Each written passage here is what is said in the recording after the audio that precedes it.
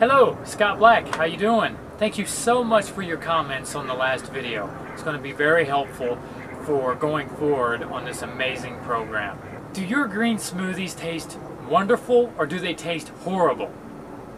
That is what we're going to cover in today's video lesson. Again, I am Scott Black and I am the head blend master of Blend Master Academy. This academy is dedicated to high-speed blender owners who are going to learn everything they need to know about their blenders. Their blenders are going to become their best friends. We're going to teach you how to make everything these machines can create, and it's going to be an amazing journey. Not only am I the head blend master, but I'm also your nutritionist. I will guide you through each one of the recipes. I will show you how to create these recipes, and I will tell you much about many of the items that we're going to be putting inside of these blenders. And today, as the headline shows, we're going to create an amazing green smoothie. I'm going to show you how to thin and thicken the smoothies. I'm going to tell you if greens are good for you and why some of you may have stomach problems when you're taking some of these greens. So let's get to it. Alright, so again today we're going to make a sweet green smoothie. Sometime later we will show you actually how to do what are called bitters that taste good. It is possible to have a bitter that does taste good, but that's not what we're covering today. So we're going to start with pineapple today as one of our sweeteners. And please know that with a pineapple you can actually grow another pineapple from the top of your pineapple. Okay, pineapple is really healthy for us. Pineapple has something called bromelain. Bromelain actually is a digestive aid, and it's an anti-inflammatory. Most of the bromelain is locked into the core of the pineapple. So this recipe is going to be mostly greens. So what I have here is watercress. I also have some kale. Now the reason I've chosen these two is because these items are higher in nutritional value than other greens. In fact, if you look inside of Whole Foods, you'll see what's called an Andy score. And that Andy score scores these at 1,000, which is the highest Andy score that you can find. So again, watercress and kale, very nutritious and high in nutritional value.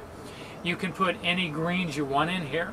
Just remember, some greens are bitter and will change the taste. So for instance, mustard greens are very bitter. Arugula is also bitter. Very healthy for you, but will change the nutritional value and will change the taste. Now most people like to use spinach, and so that's a normal, and so I decided to use watercress today as a change-up. Okay, so a little word about kale.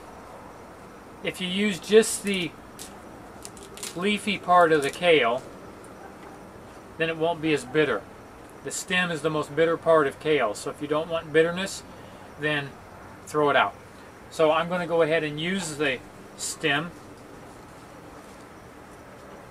So what we have here is we have about 1.5 cups of pineapple and we have about 2.5 cups of greens. Now depending on how sweet your pineapple is, some may or may not like the taste of this particular recipe. So what you can do to add a little more sweetness is add something like dates. So I'm going to add a few dates to this. Probably about 4 to 6 should do the job. Now you can add other sweeteners like honey, agave nectar, or stevia. Green smoothies can be a little boring. So what I do to liven those green smoothies is I add a little bit of lime. So in this case, a 1/4 lime with the skin. Again, your high-speed blenders can handle the skin. If you happen to have a high-speed blender that does not fully blend the skin, like a Ninja for instance, then go ahead and cut the skin off. Now we're going to put some ice in here. The ice will serve two purposes. It will serve to cool our drink. It will actually also serve to thin our drink. If I didn't put any liquid into the drink, it's going to come out thick. So if you want applesauce, great, but if you're looking to drink it, then add a little bit of liquid, again in the form of ice, water, juice, or milk. I use ice.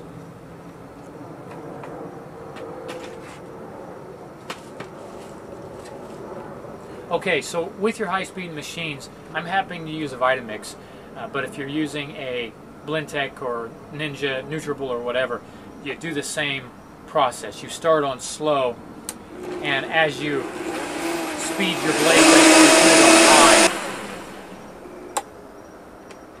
Now that's nice and green.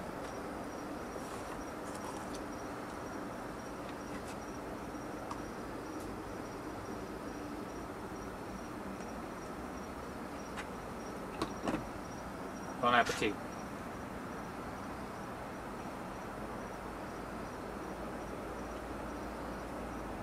Okay, so a couple additional tips for you. Often people ask, how do I get the foam out of my drinks? So in this case, one item we can do is we can turn the machines back on to slow and let it spin just until a small vortex is created inside of your blender. That vortex will pull bubbles down, rotate the bubbles through the mixture, break them apart, and that will get rid of some of the foam. Also, other things that you can do is, instead of using liquid as your thinning agent, use ice. The ice will keep the foam down. Additionally, there are certain fruits or vegetables that help keep foam down. So avocado, for instance, will keep the foam down, as does banana. Other really thick items like mango will keep the foam down as well. So you can put those items in to help keep foam down. One other item is you can take and pour your mixture through a cheesecloth, and all the liquid will fall through the cheesecloth and actually have a nice non-foamy drink. Now, one reason why greens make some people's stomach hurt. Our stomachs are not used to digesting raw vegetables all that often. So the things that make people's stomach hurt the most are things like broccoli. So when you blend it, it helps the process because it pre-digests the things just a little bit. But it's still a raw vegetable. So if you're having a problem when you're using greens specifically, then what I would recommend is, one, you can either steam them, or you can enjoy a nice enzyme before you drink, or you can add some apple cider vinegar to this particular drink. Apple cider vinegar emulates to an extent HCl that is produced naturally inside of the stomach.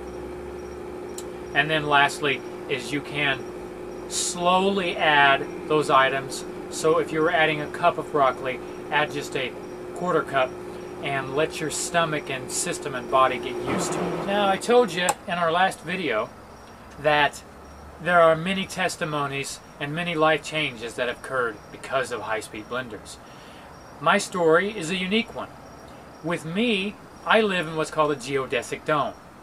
I do not live in a normal home, thus I don't have a stovetop or an oven any longer. So most of my cooking actually comes from my high-speed blender. It has been a lifesaver for me. We wondered in the beginning how we were going to do this transition from a normal home into an off-grid style home, and the Vitamix has been our best friend. It's been really kind of our savior. We make soups in it, we make hummus, we make the smoothies, of course, and we can make chunky textured items and not just smooth items, so we're still able to chew and we don't just drink our life away. So once again, Vitamix has been my best friend living in an off-grid situation, and it's helped me for 2 years now. I've actually lived in a geodesic dome. Now, I know there's a lot of questions and comments regarding your high-speed blenders, like I don't know how to use them, and it makes my stuff hot, or things are too thick, or they're just blenders, or perhaps they're too hard to clean.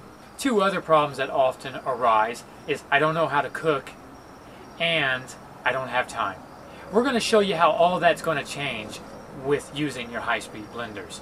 For instance, we can save you time on cleanup. 30-second process with high-speed blenders. Also, we're going to show you that no recipe takes over 8 minutes, including hot soup, in your high-speed machines. You have no waste. We save you money because unlike with a juicer, you have a lot of fiber left over and you usually throw away that fiber. With a high-speed blender, you do not throw the fiber away and you're saving money by the pound because you pay by the pound for your produce. So we've covered green smoothies today. Green smoothies are nutritious and can be delicious. You just got to know how to put the right ratios of sweet to not sweet or bitter to not bitter in your machine. In my case, I used about 1.5 cups of pineapple, about 4 or 5 dates, and I used 2.5 cups of greens, and then I used 3 cups of ice. So again, a nice green smoothie that everybody in your family should love. If you don't like the watercress or cannot find watercress, then use spinach and that'll be great. In our next video, we're going to show you how to make a really nice soup that's not in any of your cookbook. We're also going to be covering 2 main blending topics that have been sent to me via email. Remember, the Blend Master Academy will be opening soon. More details to come a little later. I look forward to working with each one of you, and I would appreciate it if you comment below. We're on YouTube right now, so comment below, ask any questions that you might have, tell me what blenders you're using, tell me what's your favorite recipe or what recipes you'd like to see in the Academy. My challenge to you is to become a high-speed blend master. Blend smoother, blend better, blend with greater diversity, blend faster, and become a blend master. Cheers.